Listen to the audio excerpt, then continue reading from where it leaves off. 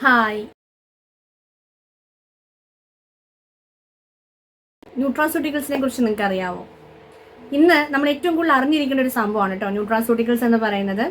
കാരണം ഹെൽത്തിന് പ്രയോറിറ്റി കൊടുക്കുന്ന ആൾക്കാരാണ് നമ്മൾ എന്നുണ്ടെങ്കിൽ തീർച്ചയായിട്ടും ഈ പദം അല്ലെങ്കിൽ ഈ ഒരു കാര്യം നമ്മൾ മനസ്സിലാക്കിയിരിക്കണം. നമുക്കറിയാം പലതരത്തിലുള്ള അസുഖങ്ങളുള്ള കാലഘട്ടമാണ് ഇപ്പോൾ അല്ലേ. നമ്മൾ പലതരത്തിലുള്ള മെഡിസിൻസും അതേപോലെ തന്നെ സപ്ലിമെന്റുകളും അതേപോലെ തന്നെ ഫുഡ് ഡയറ്റുകൾ നമ്മൾ എടുക്കുന്നുണ്ട്. പലതരത്തിലുള്ള ഡയറ്റ്സ് ആണ് ഇപ്പോൾ അവൈലബിൾ ആണ്. കീറ്റോ ഡയറ്റ്, വെജിറ്റബിൾ ഡയറ്റ്സ് എന്ന് പറഞ്ഞിട്ട് പലതരത്തിലുള്ള ഡയറ്റും അവൈലബിൾ ആണ്. അപ്പം ഫിറ്റ്നസ് കൂടാതെ തന്നെ നമ്മുടെ ഹെൽത്തിനും നമ്മുടെ ഈ പറയുന്ന ലൈഫ് സ്റ്റൈൽ ഡിസീസിനെയൊക്കെ നമുക്ക് മറികടന്ന് വരണം. ഒരുപാട് മെഡിസിൻസ് ഒന്നും എടുക്കാൻ നമുക്ക് മുന്നോട്ട് പോകണം. നമ്മൾ ഹെൽത്തി ആയിട്ട് ജീവിക്കുന്ന കാലം ഹെൽത്തി ആയിട്ട് നമുക്ക് ജീവിക്കണം എന്നുണ്ടെങ്കിൽ തീർച്ചയായിട്ടും ഈ പറയുന്ന ന്യൂട്രാസ്യൂട്ടിക്കൽസ് നമ്മൾ മനസ്സിലാക്കിയിരിക്കണം. ഒറ്റ കാര്യമുള്ളൂ, ന്യൂട്രാസ്യൂട്ടിക്കൽസ് എന്ന് പറഞ്ഞാൽ എസ്പെഷ്യലി ന്യൂട്രീഷൻ കൂടാതെ തന്നെ അതിനകത്ത് എന്തുണ്ടാവും അറിയാമോ? ഫാർമസ്യൂട്ടിക്കൽസ് എന്ന് പറയുന്നൊരു ഘടകം കൂടെ ചേർന്നിട്ടുണ്ട്.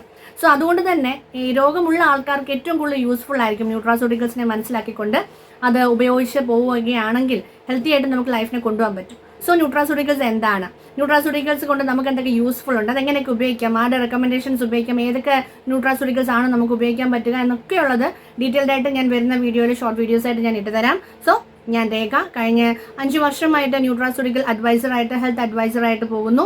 അതേപോലെ തന്നെ ഓൺലൈൻ ആൻഡ് ഓഫ്ലൈൻ കോച്ചിങ് എടുക്കുന്നുണ്ട്, അവയർനെസ് ക്ലാസ്സസ് പ്രൊവൈഡ് ചെയ്യുന്നുണ്ട്. അപ്പോൾ നമുക്ക് ഇനിയും മീറ്റ് ചെയ്യാം.